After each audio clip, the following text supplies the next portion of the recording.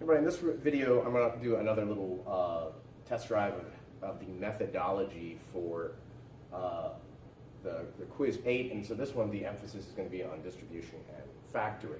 Okay, so this is not a problem that's on quiz 8, but I want to demonstrate how to look for doing distribution. So on quiz 8, one of the things you want to do, first of all, like I said in the last video, is see if you can do any conversions, see if you can do any distribution and factoring, and then move on to the advanced stuff and the basic stuff if you can. So in this one, any kinds of conversions I would do here, I mean, I could turn this premise 2 into not z and not y, but that would be putting a negation on the outside, which doesn't seem to be particularly advantageous to me. Look what I want to get here. When you see something where it's all the kind of same letters strewn together that you already start with somewhere in some premises, odds are you're probably going to end up distributing them together. And if we look at what distribution is, you can do it with conjunctions and disjunctions, or disjunctions and conjunctions, but never together. What we'd want to do, or the way that the rule looks is this. If we have A and B or C, then we can get, and we also can get it in the other direction, A and B, or A and C. We can totally do that. That's actually, this way is called distribution, this way is actually called factoring. Now, how does that help us on this problem? Well, this one, can we do any conversions? Again, we can do a few, there's nothing that are advantageous. Can we distribute? Not as of yet, but if we had something that looked like this, we could distribute. But alas, we don't. We don't have a conjunction there. Having a conjunction is the only way to distribute. Sometimes you can distribute a disjunction onto a conjunction in a way that looks like this. So if we have this too, or something that looks like this, we could get this.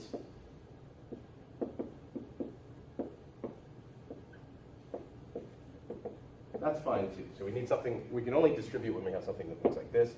We can distribute a disjunction onto a conjunction, or we can distribute a conjunction onto a disjunction. It has to be inclusive in this case though. Well, here, is there a way that I can put these things together to resemble something that looks like this? Yeah, with an old school and in, or adjunction. Okay, nothing else that seems to be helpful to me right now, but if I do that, and I get x and z or y, and that's just and in 1 and 2, then now what I can do is I can jump straight to this. How? And this is where, on your quiz 8, you want to have under the advanced rules that number 5, distribution. You want to constantly and consistently go there. Can I do that? Can I do that? Can I do that? After you try and do the conversions. A lot of quiz 8 is going to be about doing distribution. So what does that allow us to do? We can distribute the x, and make sure you don't mix up your ands and your ors here in terms of what you get.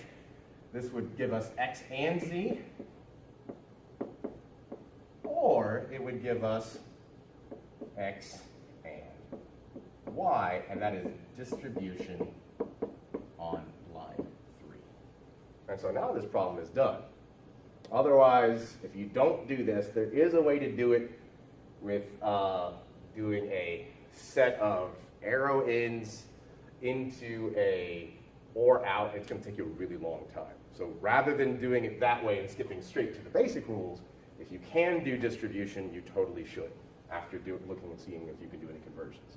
Okay, otherwise, like if we did it the other way, I'm not going to make a video on that, but it would take a really, really long time to do it this way. Again, this method, see if you can do any conversions to get rid of a not on the outside, see if you can distribute or factor, get the other advanced rules, and then go back to the basic rules.